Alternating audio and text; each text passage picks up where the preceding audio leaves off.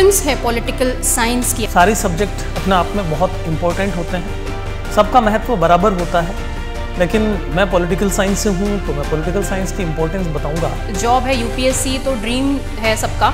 मेरी क्लासेस वही स्टूडेंट देखेंगे जिन्होंने पॉलिटिकल साइंस को लिया। तो डेफिनेटली अगर आप ये सारे पॉइंट्स ध्यान में रखते हैं तो आप अपना CUET डेफिनेटली क्रैक करेंगे। पॉलिटिकल साइंस को आप लोग क्रैक कर लेंगे।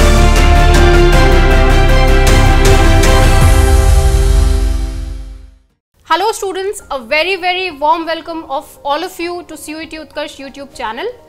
आज हम आपके लिए लेकर आए हैं एक बहुत ही ज़्यादा इंफॉर्मेटिव एंड बहुत ही ज़्यादा इम्पॉर्टेंट वीडियो। जैसा कि आप लोग जानते हैं कि आपके CUET एग्ज़ाम्स जो हैं, CUET का जो एंट्रेंस टेस्ट है वो मई से चालू हो जाएगा और अब उसमें कुछ ज़्यादा वक्त नहीं रहा है। तो आप लोगों को भी बहुत टेंशन हो रही होगी, आप लोगों के मन में बहुत से सवाल होंगे कि कैसे करें प्रिपरेशन, क्या करें। अब हम लोग एकदम से एंग्जाइटी हो रही होगी, इतना कुछ है करने को। तो हमने सोचा कि क्यों ना हम आपके लिए आपके स्पेसिफिक डोमेन सब्जेक्ट से रिलेटेड एक्सपर्ट गाइडेंस लेकर आएँ, जिससे कि आपको भी ये पता चले कि किस तरह से अब आपको ये प्रिपरेशन करनी चाहिए। तो हमने शुरुआत की है आपके फेवरेट सब्जेक्ट पॉलिटिकल साइंस से, और आज आपके सामने आपके पॉलिटिकल साइंस के एक्सपर्ट, आपके टीचर सुरेश भाटी सर हैं। Hello sir, welcome to this new show. Hello Akanksha ma'am, और सबसे पहले तो मैं अपना आपको भाग्यशाली मानता हूं कि हमारा जो नया शो स्टार्ट हो रहा है, नई सीरीज जो स्टार्ट हो रही है, उसकी शुरुआत मुझसे हो रही है। और इसके अलावा आकांक्षा मैम जो है पहली बार इंटरव्यू ले रही है। हाँ। और वो भी मेरा ले रही है, इसलिए मुझे बड़ी खुशी है। एग्जैक्टली।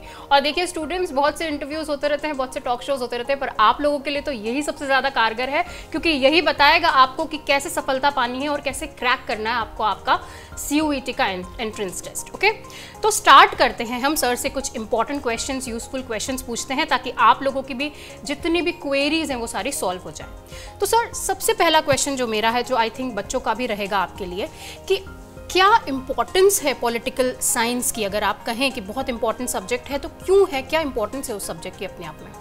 बिल्कुल मैम, देखिए सबसे पहले तो सारे सब्जेक्ट अपने आप में बहुत इंपॉर्टेंट होते हैं। बिल्कुल, सबका महत्व बराबर होता है जी।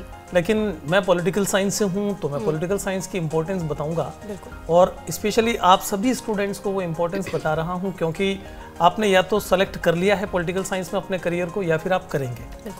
CUET के जो भी स्टूडेंट्स हैं उन्होंने अपने सब्जेक्ट्स, जो भी डोमेन सब्जेक्ट्स थे वो आप लोगों ने फिल कर दिए होंगे, और नो डाउट मेरी क्लासेस वही स्टूडेंट देखेंगे जिन्होंने पॉलिटिकल साइंस को लिया है। बिल्कुल। अब पॉलिटिकल साइंस आपने लिया है, कई स्टूडेंट्स पॉलिटिकल साइंस केवल इसलिए ले लेते हैं कि उन्हें दूसरे लोग बताते हैं कि पॉलिटिकल साइंस ले लेना चाहिए, लेकिन आपको इस बात का हमेशा पता होना चाहिए कि पॉलिटिकल साइंस की इंपॉर्टेंस क्या है।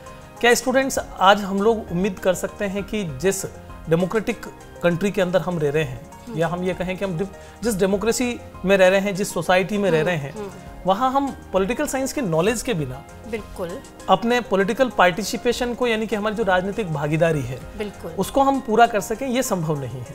बिल्कुल सही। आज जब भी आप वोट डालने जाते हैं तो आपको ये पता होना चाहिए कि मुझे किसको वोट डालना है। एग्जैक्टली। कौन सी पार्टी कैसा काम कर रही है, कौन सी पार्टी की कैसी विचारधारा है।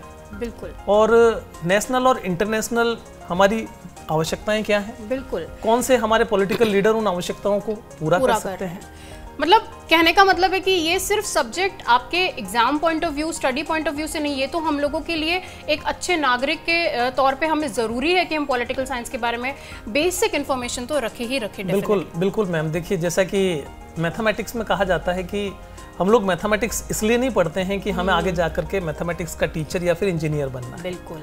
मैथमेटिक्स हमारे जीवन में हर एक जगह काम आता है। एग्जैक्टली। स्पेशली आप तो ये चीज़ बता सकते हैं क्योंकि आप तो मैथमेटिक्स बैकग्राउंड से हैं। बिल्कुल। तो मैथमेटिक्स की रिक्वायरमेंट हमारे पूरे जिंदगी में हमें रहती है। ठीक उसी प्रकार से पॉलिटिकल साइंस की रिक्वायरमेंट, चाहे आप पॉलिटिकल साइंस सब्जेक्ट को कहीं पर काम में ले रहे हैं या नहीं ले रहे हैं, प्रैक्टिकल लाइफ में आपके हमेशा उसकी रिक्वायरमेंट रहती है। बिल्कुल सही। दूसरा मैं ये बताना चाहूँगा कि पॉलिटिकल साइंस सब्जेक्ट जैसा इंटरेस्टिंग सब्जेक्ट शायद नहीं हो, क्योंकि हम पॉलिटिकल साइंस सब्जेक्ट को पढ़ नहीं रहे बल्कि जी रहे हैं। बिल्कुल जी रहे हैं, हमारे डे टू डे में हम, और इतना सब जने पैशनेट होकर इसके बारे में डिस्कशन भी करते हैं, चाहे उसे आता भी हो या ना भी आता हो। बिल्कुल, डिस्कशन में पार्ट तो सभी लेते हैं। और ये जमाना सोशल मीडिया का जमाना है।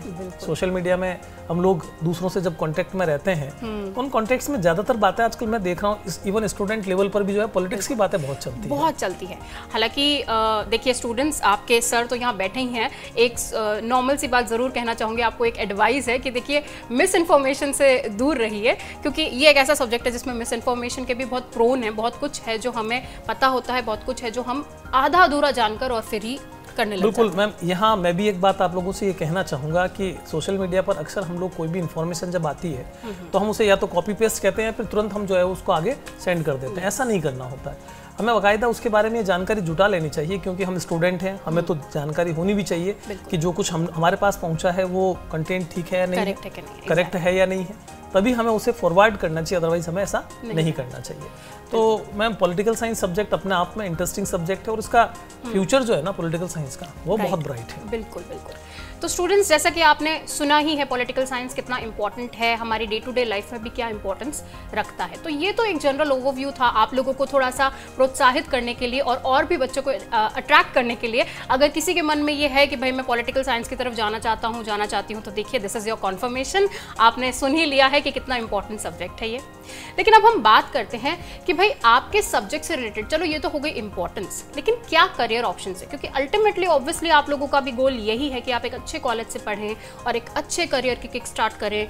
तो फिर हम जान लेते हैं सर के थ्रू कि क्या करियर ऑप्शंस हैं आपके बाद में, क्योंकि आपको बहुत जनरल ऑप्शंस पता होंगे, लेकिन सर आपको एक अच्छे से डिटेल्ड ओवरव्यू देंगे कि क्या करियर ऑप्शंस है आपके पॉलिटिकल साइंस के बाद, अगर आपका डोमेन सब्जेक्ट पॉलिटिकल साइंस है तो। बिल्कुल, अगर आप पॉलिटिकल साइंस सब्जेक्ट को चूज कर रहे हैं, फ्यूचर अपना देख रहे हैं पॉलिटिकल साइंस में, तो बहुत सारे आपके सामने रास्ते हैं, बहुत सारे आपके सामने अपॉर्चुनिटीज़ है इस सब्जेक्ट को लेकर के आगे बढ़ने की।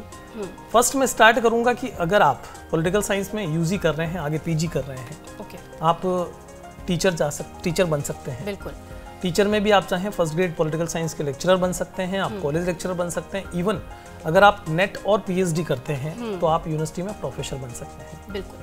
तो इतना ही नहीं, अगर आप इसमें और ज़्यादा गहराई से अध्ययन करते हैं तो आप अपनी खुद की बुक पब्लिश कर सकते हैं। बिल्कुल। आप एक ऑथर बन सकते हैं बुक के। बिल्कुल। आप पॉलिटिकल एक्सपर्ट बन सकते हैं।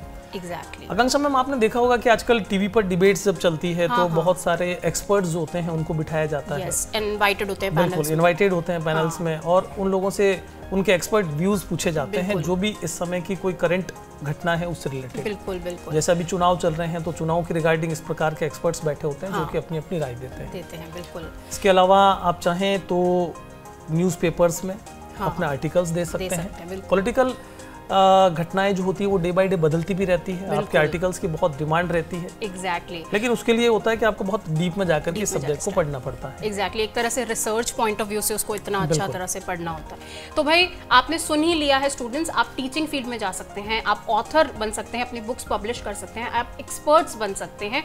और जैसा कि सर ने कहा, आप लोगों ने भी देखा होगा कि टेलीविजन पे आके कई लोग पैनल्स पे बैठते हैं, बड़े बड़े डिबेट्स और डिस्कशंस करते हैं, और अनलाइक ऑल ऑफ अस, हम लोगों को हमारी राय के लिए कोई मनी नहीं दे रहा है, बट उन एक्सपर्ट गाइडेंस, उन एक्सपर्ट्स की जो राय होती है भाई, उनकी बहुत अच्छी खासी फीस होती है, क्योंकि उसकी बहुत इंपॉर्टेंस होती है। वो लोग बहुत ही सोच समझ के अपनी बात को रखते हैं। इवन ये हो सकता है कि आप अच्छे रिपोर्टर भी बन सकते हैं। बिल्कुल। आप टीवी में एंकर भी बन सकते हैं इस सब्जेक्ट पर, अगर आपकी अच्छी पकड़ है तो। मेरे ख्याल से इस सब्जेक्ट पे सबसे ज्यादा इंपॉर्टेंट है अच्छी पकड़ होना, क्योंकि देखिए अगर आप एक एंकर हैं, न्यूज रिपोर्टर हैं, अगर आप एक जर्नलिस्ट हैं, आप कोई भी हैं, तो अगर आपको बेसिक नहीं नॉलेज है पॉलिटिकल साइंस का, तो आप कैसे करेंगे, अपने ओपिनियंस कैसे फॉर्म करेंगे। तो definitely this is a very very important subject और बहुत wide range of. Akanksha ma'am, ये तो सारे वो प्राइवेट सेक्टर्स की हम बात कर रहे थे, अगर हम स्कूलिंग को छोड़ देते हैं तो इसके अलावा आप लोग अगर आईसीएस की तैयारी कर रहे हैं, अगर आप यूपीएससी में जा रहे हैं, अगर आप स्टेट लेवल के जो कॉम्पिटिशन्स होते हैं उनमें जा रहे हैं, तो भी ये सब्जेक्ट आजकल जितने भी विषय स्टूडेंट्स चूज करते हैं उनमें सबसे ज़्यादा जो सब्जेक्ट लिया जाता है वो पॉलिटिकल साइंस होता है या हिस्ट्री होता है या ज्योग्राफी होता है। जी बिल्कुल। तो इससे आप अपना वह रास्ता भी चुन सकते हैं अगर आप भविष्य अपना देख रहे हैं यूपीएससी में जाने का। आप देश के अच्छे प्रशासक बन सकते हैं। बिल्कुल बन सकते हैं। इनफैक्ट सबसे ज़्यादा प्रेस्टिजियस जॉब है यूपीएससी, तो ड्रीम है सबका। और एज एन इंजीनियर मैं तो ये बहुत अच्छे से जानती हूँ, क्योंकि बहुत सारे बीटेक ग्रेजुएट्स, बहुत सारे इंजीनियर्स यूपीएससी को अटेम्प्ट करते हैं और हमें वहाँ पॉलिटिकल साइंस को शुरू से पढ़ना पड़ता है। आप लोगों के लिए तो काफ़ी फायदा होगा अगर आपका डोमेन सब्जेक्ट पॉलिटिकल साइंस ही है, तो you will be already an expert in it. और इससे भी एक कदम आगे बढ़ करके अगर आप देश की पॉलिटिक्स में जाना चाहते हैं, एग्जैक्टली, अगर आपको पॉलिटिकल साइंस का नॉलेज है और आप पॉलिटिक्स में जाना चाहते हैं, तो आप पॉलिटिकल लीडर के रूप में बहुत अच्छा कर सकते हैं। एग्जैक्टली। क्योंकि हम लोग जनरली ये देखते हैं कि पॉलिटिक्स में जो लोग आते हैं उनका बैकग्राउंड पॉलिटिकल साइंस से नहीं होता है, तो वो शायद उतनी अच्छी भूमिका को ना निभा पाए। लेकिन वैसे भी आजकल की डिमांड है, वर्तमान समय की डिमांड है कि आप पॉलिटिकल लीडरशिप को भी अपना एक करियर देख सकते हैं, अपना फ्यूचर देख सकते हैं। ये है सर, मतलब वो ठीक है, चलिए चाल चलन में हमने देखा है, शायद अब तक ऐसा ना हुआ हो, कोई भी रीजंस हो सकते हैं, लेकिन ये अगर ऐसा हो जाता है कि एजुकेटेड लोग जो पॉलिटिकल साइंस का नॉलेज रखते हैं और वो पॉलिटिक्स में आकर देश को चलाते हैं, देश की बागदौड़ को चलाते हैं, तो शायद कुछ और ही निखर के आएगी। वो हम ये कह सकते हैं कि शायद देश का भविष्य बिल्कुल डिफरेंट होगा। बिल्कुल डिफरेंट होगा। अभी तक जो हमने देखा है उससे बिल्कुल अलग भविष्य होगा। देखिए, एक तरफ हम देखते हैं हमारे देश के कुशल प्रशासक जो होते हैं, क्योंकि वो अच्छे खासे पढ़ करके आते हैं, वो प्रशासन चला रहे हैं और देश को कितना अच्छा प्रशासन मिल रहा है ये हम सभी जानते हैं। अगर ऐसे ही पढ़े लिखे लोग और पॉलिटिक्स के विशेष ज्ञाता राजनीति में, प्रैक्टिकल राजनीति में आते हैं और वहां पर वो अपनी भूमिका को निभाते हैं, तो इसका मतलब ये है कि देश की राजनीति बहुत स्वर्णिम अक्षरों में लिखी जाएगी। बिल्कुल सही। तो स्टूडेंट्स, ये था आप लोगों के career options after political science as a domain subject अगर आपका है तो। अब सबसे ज़्यादा इंपॉर्टेंट बात, और आई एम श्योर कि अब तक आप जुड़े होंगे इस वीडियो से, अगर नहीं है प्लीज़ जाइएगा मत, क्योंकि अब आपके लिए सबसे ज़्यादा पते की बात आने वाली है कि कैसे आपको प्रिपेयर करना है। सर आपको एक बाइफर्केशन देंगे, सर आपको एक स्ट्रैटेजी बताएंगे कि कैसे आप CUET के लिए प्रिपेयर करें अपने डोमेन सब्जेक्ट पॉलिटिकल साइंस को, और ये आप कभी भी प्रिपेयर करें, हम इस पर कोई टाइम लिमिट नहीं दे रहे। ऐसी एक्सपर्ट गाइडेंस आपको मिलने वाली है कि आप जितना भी लेट प्रिपरेशन स्टार्ट करें, इसके साथ में आप डेफिनेटली अपना डोमेन सब्जेक्ट क्रैक कर लेंगे। तो सर क्या करना चाहिए? बिल्कुल मैम। स्टूडेंट्स, जिस समय आप तैयारी करने बैठते हैं, वैसे तो आपने शुरू से ही अपनी तैयारी की होगी, मैं उम्मीद करता हूँ। जिन स्टूडेंट्स ने CUET की तरफ स्टार्टिंग से अपना ध्यान दिया था, तो वो अपनी 12th की पढ़ाई के साथ साथ CUET की तैयारी कर रहे थे। बट कई ऐसे स्टूडेंट्स भी होंगे जिन्होंने कि पहले केवल बोर्ड को ही टारगेट किया था और अब CUET की तरफ जाना चाह रहे हैं। वक्त आपके हाथ में है, गया नहीं है, सबसे पहले तो मैं ये कहना चाहता हूँ। क्योंकि कहा जाता है कि अगर आप एक प्रॉपर तरीके से सिस्टम को मैनेज करके और फिर पढ़ाई स्टार्ट करते हैं तो ज़्यादा बेटर कर पाते हैं। Exactly. कुछ लोग होते हैं जो कि बहुत ज़्यादा मेहनत करते हैं लेकिन सही तरीके से नहीं करते हैं, तो अच्छा रिजल्ट नहीं मिलता। Exactly. आप कम समय में अच्छी तैयारी कर सकते हैं अगर प्रॉपर तरीके से करें। तो उसके तरीके क्या हो सकते हैं? मतलब स्मार्ट वर्क का ज़माना है। स्मार्ट वर्क, बिल्कुल। तो सबसे पहले तो आप क्या कीजिए, अपनी 2 बुक्स हैं, दोनों ही बुक्स को एक बार बहुत गहराई में जाकर के पढ़िए। कई स्टूडेंट ये पूछते हैं अक्सर कि सर मुझे क्या क्या चीज़ें पढ़नी चाहिए। भाई CUET में तो कहीं से कोई भी प्रश्न पूछा जा सकता है, तो आप ये मत सोचिए कि मुझे क्या क्या पढ़ना चाहिए। आपको बुक के एक एक पेज को खोल करके हर एक घटना के बारे में एक बार विस्तार पूर्वक अध्ययन कर लेना चाहिए। सबसे पहला काम तो ये होना चाहिए। सेकंड काम आपका क्या होना चाहिए, उसमें जितने भी फैक्ट दे रखे हैं, हमारे जनरली क्वेश्चंस जो होते हैं पॉलिटिकल साइंस में वो 2 अलग अलग हिस्सों में बटे हुए होते हैं। कुछ क्वेश्चंस होते हैं डायरेक्ट फैक्ट बेस्ड होते हैं, जैसे मान लीजिए इस पार्टी की स्थापना कब हुई थी, पार्टी के संस्थापक कौन थे, या फिर UNO की स्थापना कब हुई थी। इस तरह के क्वेश्चंस तो डायरेक्ट फैक्ट बेस्ड पूछ लिए जाते हैं।